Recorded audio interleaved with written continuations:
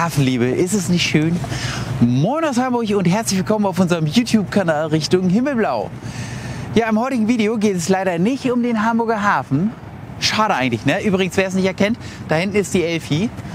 Im heutigen Video geht es eigentlich, und ich glaube, in kaum einem anderen Video hat der Kanaltitel so gut zum Thema gepasst. Heute geht es um das Filmen in der Luft. Denn wir haben gerade bei unseren kleinen Filmen zu unserer Tour Wir lieben den Norden die Frage gestellt bekommen, sag mal, mit welcher Drohne filmt ihr denn diese spektakulären Aufnahmen? Und um das kurz vorwegzunehmen, wir hatten die DJI Mavic 2 Pro. Ja, Betonung ist auf hatten, denn leider ist mir der Controller kaputt gegangen. Wir hatten das Kombi-Paket mit dem professionellen Controller. Der professionelle Controller ist der mit dem Display. Fand ich auch sehr, sehr praktisch, denn die lässt sich sehr, sehr schnell verbinden. Ja, das Ding ist leider kaputt gegangen, da war ein Lüfter kaputt und dadurch ist der Controller immer zu heiß geworden. Das ganze Paket hatte ich damals bei Amazon gekauft. Und ich habe Amazon angeschrieben, habe gesagt, hier Leute, der Lüfter ist leider kaputt, beziehungsweise der ganze Controller. Schickt mir bitte einen neuen Controller. Das hätte Amazon auch gemacht, nur leider gab es zu der Zeit keine Controller mehr. Somit hatte ich damals das Geld zurückbekommen. Riesengroßer Vorteil, denn die Drohne habe ich ja auch ausführlich genutzt und wir haben spektakuläre Aufnahmen auch mit der Drohne hinbekommen. Doch leider war halt in der Tat der Controller kaputt und ich musste mir Gedanken machen, was machen wir jetzt? Kaufen wir uns die Drohne nochmal neu oder kaufen wir uns eine ganz andere Drohne? Und um da kurz einen kleinen Sachverhalt vorwegzunehmen, großer Nachteil an der Drohne ist natürlich der Preis, denn die kostet richtig viel Kohle. Auch der Nachfolger, die DJI Mavic 3 Pro, kostet halt richtig Kohle. Wir haben damals für das Kombi-Paket knapp 2000 € bezahlt. Und ja, jetzt kann man ja grundsätzlich sagen, auch dieses ganze Thema mit dem Drohnenfilm ist ja so ein bisschen kontrovers behandelt.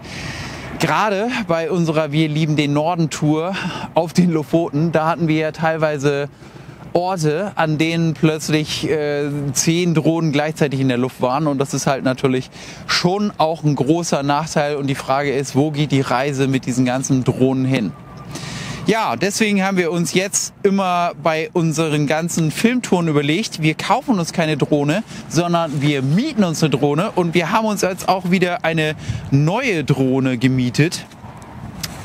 Und zwar bei Groover. Groover, ich weiß nicht, ob ihr das kennt, ist ein Laden, da kann man sich allerhand Technik und Sachen mieten, unter anderem auch Drohnen. Und man hat da ein ganz breites Potpourri an unterschiedlichsten Drohnen und unterschiedlichen Preisen, die man dann halt für so eine Drohne ausgeben kann. Und ich wollte unbedingt mal eine andere Drohne ausprobieren, nicht wieder so eine DJI Mavic, sondern ich habe jetzt hier die DJI Avatar. Und wie die so ist und was die für Aufnahmen macht und was der große Vorteil und was die Nachteile sind, das zeige ich euch jetzt hier in diesem Video. Los geht's!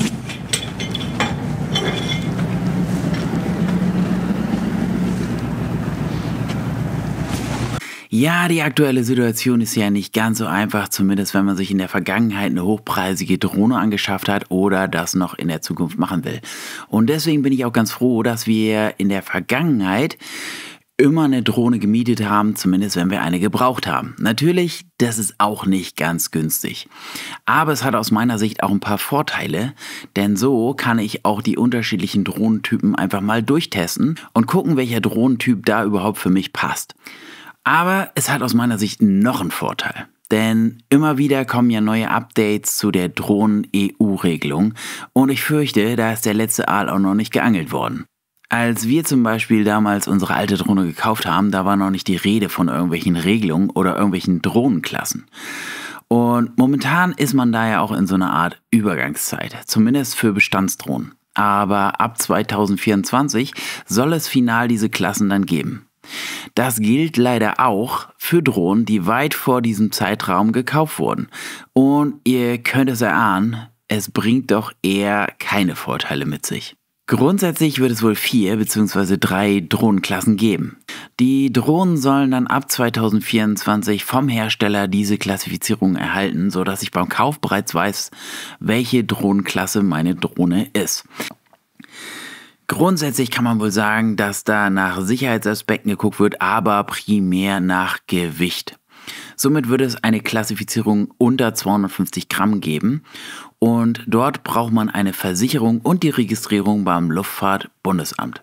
Übrigens, wenn ihr das einmal gemacht habt, dann müsst ihr das auch nur ein einziges Mal machen. Also wenn ihr euch öfter mal eine Drohne mieten wollt, eine Registrierung beim Luftfahrtbundesamt reicht. Ihr bekommt dann eure persönliche Registrierungsnummer. Die nächste Klassifizierung sind dann Drohnen bis 900 Gramm. Da fiel dann auch unsere alte Drohne runter. Und da braucht man dann den kleinen Drohnenführerschein bzw. den Kompetenznachweis. Das sind 40 Multiple-Choice-Fragen, die man beim Luftfahrtbundesamt machen kann. Früher war dieser Test übrigens kostenlos und jetzt finde ich es ja auch noch eine Frechheit. Der kostet mittlerweile 25 Euro. Nicht nur das ist eine Frechheit, sondern dieser Test hat auch nur eine Gültigkeit von 5 Jahren.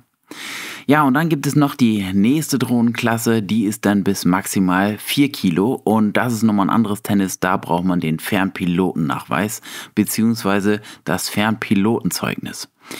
Um bei Groover also eine Drohne zu mieten, braucht ihr eine günstige Drohnenversicherung. Und ich habe da eine Versicherung, die ich monatlich kündigen kann und die aus meiner Sicht auch noch sehr, sehr günstig ist. Und wenn ihr in der Vergangenheit schon mal eine Drohne hattet oder in der Vergangenheit euch schon mal eine Drohne gemietet hattet und euch bereits beim Luftfahrtbundesamt registriert oder einen Kompetenznachweis erbracht habt, dann braucht ihr das nicht nochmal machen. Ihr braucht lediglich für das Mieten eine aktuelle Drohnenversicherung. Ja, das ist natürlich hier auch ein spektakulärer Ort für ein Unboxing. Ich bin mal gespannt, wie das jetzt hier drinnen aussieht. Also, wir haben hier einmal das Paket von DJI. Da sind 2 Pakete drin. Das ist einmal die Google, also die Brille, mit der ich die Bilder von der Kamera sehen kann. Denn bei der DJI Avatar soll ja ein echtes Fluggefühl aufkommen. 2 Pakete hier drin. Einmal die Drohne selber und einmal hier die Brille mit der Fernsteuerung. Ich glaube, wir machen jetzt hier auch kein richtiges Unboxing-Video, sondern ich packe das mal aus. Hier ist die Brille. Genau, da ist noch eine Klappe drüber. Und man kann die wohl auch hervorragend einstellen, was so Sehstärken angeht. Mal gucken. Okay, also ich muss jetzt mal zur Schande von DJI sagen, mir passt sie nicht hundertprozentig. Das ist ja schon die überarbeitete Variante, also die etwas leichtere, kleinere und auch hochauflösendere Brille. Die gibt es einmal auch nochmal in etwas klobiger und in der ersten Version sozusagen. Okay, dann haben wir hier die Batterie, okay, also die Batterie, das ist eigentlich auch ganz gut durchdacht, die sitzt halt nicht in der Brille mit drin, weil die ist auch natürlich ein bisschen schwer und ich habe dann hier ein Verbindungskabel zu der Brille selber und dann habe ich hier noch die Steuerung, auch die soll spektakulär sein, sehr innovativ, also gerade für Leute, die noch nie Drohne geflogen sind, ist es wohl dadurch sehr, sehr einfach zu fliegen. Es wirkt auch wie so ein Steuerhebel vom Flugzeug. Okay. Und dann die Drohne an sich. Was ist da noch mit drin? Achso, Batterieladegerät, Kabel, ein Ersatzpropeller. Das schmeißen wir da alles rein und hoffen mal, dass es uns hier nicht wegweht. Und dann die Drohne selber. Okay. Also die Drohne selber wirkt schon mal nicht ganz so qualitativ hochwertig wie die Mavic. Ist natürlich auch nicht ganz das gleiche Preissegment. Ist extrem leicht. Allerdings würde ich da vielleicht sogar noch auf die Nachfolgervariante warten, wenn ich mir sowas kaufen würde. Denn die wirkt bisher noch nicht so ganz durchdacht. Bedingt durch so ein paar Positionierungen hier zum Beispiel auf der Seite im Rotorfeld ist hier die Abdeckung für die Micro-SD-Karte und auch Was den Akku angeht, das ist auch noch nicht so richtig durchdacht. Das wird hier hinten mit so einem kleinen Stecker nochmal rangesteckert. Es wirkt alles so, als wenn das noch nicht so ganz 100% ausgereift ist.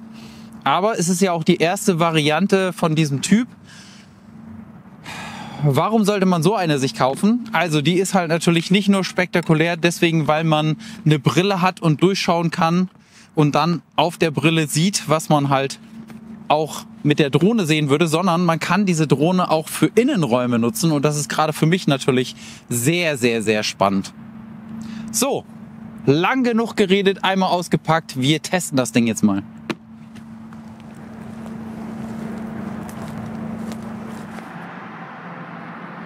Die Drohne macht auf jeden Fall auf den ersten Blick einen soliden Eindruck und ist stabil gebaut. Das Einzige, was mich ziemlich nervt, ist das Fach für die SD-Karte. Das liegt hier innen genau beim Rotorblatt und man kommt da relativ schwierig ran. Es ist schon ein bisschen figelinsch. Und zumindest habe ich das in ein paar Videos gesehen, was nicht ganz so gut gelöst ist die Tatsache, dass sich der Akku relativ schnell löst und in einigen Videos habe ich sogar gesehen, dass sich der Akku sogar während des Flugs gelöst hat. Aber ich vermute mal, dass es hier eine Überarbeitung bei der nächsten Drohnenversion geben wird. Zusätzlich gäbe es auch noch so einen extra Rahmen, womit man die Batterie befestigen kann.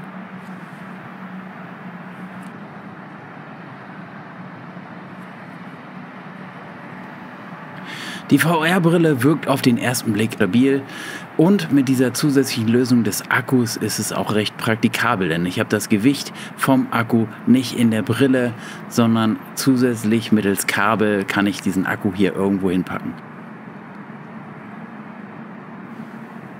Der gravierendste Unterschied zur herkömmlichen Drohne ist wohl der Controller. Und das Ding ist mal richtig geil, intuitiv und selbst jemand, der noch nie so eine Drohne geflogen ist, kann auf Anhieb mit der Drohne fliegen.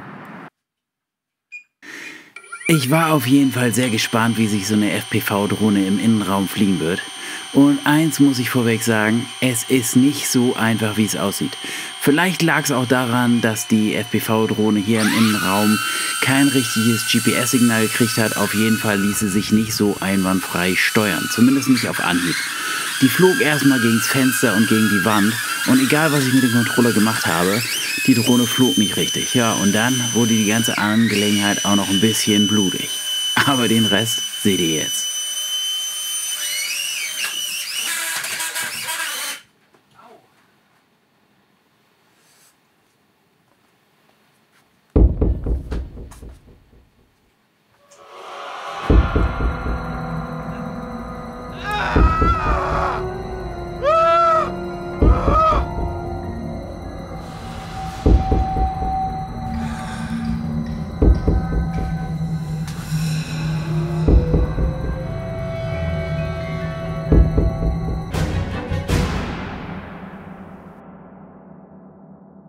Gruselig, oder?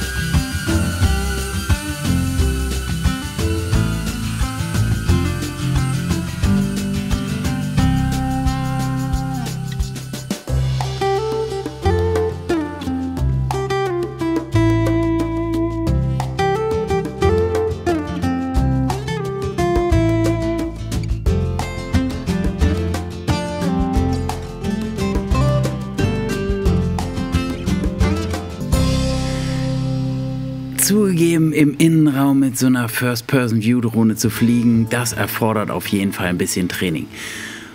Die Lernkurve ist ziemlich steil, aber wenn man es erstmal einmal begriffen hat, dann macht es tierisch viel Spaß. Aber so richtig Spaß macht so eine Drohne im Außenbereich, wo man ein bisschen Platz hat und wo man sich ein bisschen ausprobieren kann. Und wie ihr auf den Bildern hier seht, hat das soweit auch ganz gut geklappt. Bis zu einem gewissen Punkt.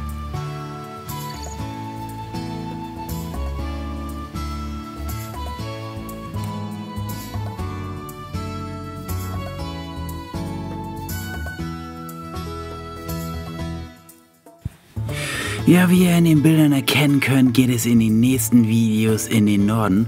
Und es würde uns natürlich sehr freuen, wenn wir euch mitnehmen können. Wohin? Natürlich Richtung Himmelblau.